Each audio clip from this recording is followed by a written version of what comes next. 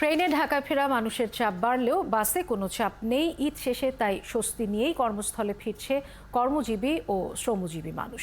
ফেরার পথে ট্রেনে সময়সূচি বিপর্যয় হয়নি, মহাসড়কে নেই যানজটের ভোগান্তি।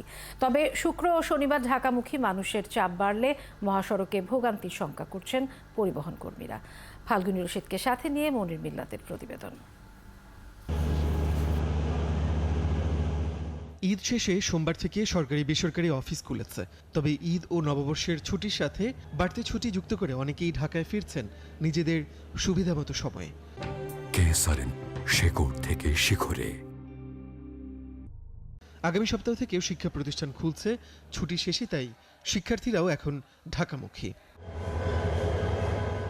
সব মিলে জীবিকার তাগিদে ঢাকায় ফেরা মানুষের চাপ বাড়ছে ট্রেনে। মঙ্গলবার দেশের উত্তর ও উত্তর পশ্চিমাঞ্চল থেকে ঢাকায় আসা সব ট্রেনেই ছিল যাত্রীদের ভিড়। প্রচণ্ড গরমের মধ্যে গাদাগাদি করে ফিরতি যাত্রা কষ্ট বাড়িয়েছে যাত্রীদের।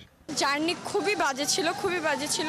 পার্বতীপুরে আসে এত মানুষ উঠছে যে গেট লাগাই দিয়েছিল, ধাক্কা ছিল, আর ফ্যানের বাতাস একদমই গায়ে লাগে না। ট্রেনের অবস্থা খুবই বাজে ছিল, তো আমাদের আসতে অনেক কষ্ট হয়েছে। দেখা গেছে যে যারা টিকিট কাটেনি তারা স্ট্যান্ডে দাঁড়ায় আছে, বাট যারা টিকিট কাটে ওরাই উঠতে পারে নাই। তবে ভিড় ও গরম বাদ দিলে ট্রেনের ফিরতি যাত্রা এখনও বেশ স্বস্তির, কারণ এখনও সময় মেনেই ঢাকায় আসছে সব ট্রেন।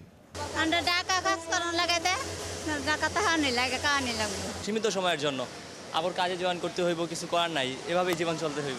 ট্রেনের মতো যাত্রী চাপ নেই সড়কে। মঙ্গলবার ঢাকামুখী বাসে তেমন একটা ভিড় ছিল না। তবে বাড়তি ভাড়া নিয়ে অভিযোগ করেন কেউ কেউ। সুস্থ ভাবে আসছি, না ভাড়া আছে সেটা নিছে, আর যাইতে 500 টাকা নিছে। রাস্তার অবস্থা আজকে মোটামুটি ক্লিয়ার, কোনো জ্যাম নাই রাস্তায়। ফেরার পথে আমরা গাড়ি তুলেছি আপনার 9টার দিকে, এখন 11টা, 2 ঘন্টার ভিতরে চলে এসেছি। মন খারাপ হয়েছে অনেক, সবাইকে ছেড়ে চলে আসতে হয়েছে, আবার ইনশাল্লাহ যা হবে।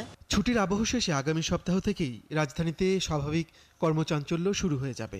ছুটিতে এখনও যারা গ্রামে আছেন তাদের সবাই হয়তো শুক্র শনিবারের মধ্যেই ঢাকায় ফিরবেন। তাই এই 2 দিন মহাসড়কে প্রচণ্ড যাত্রী চাপ থাকতে পারে বলে শঙ্কা পরিবহন কর্মীদের।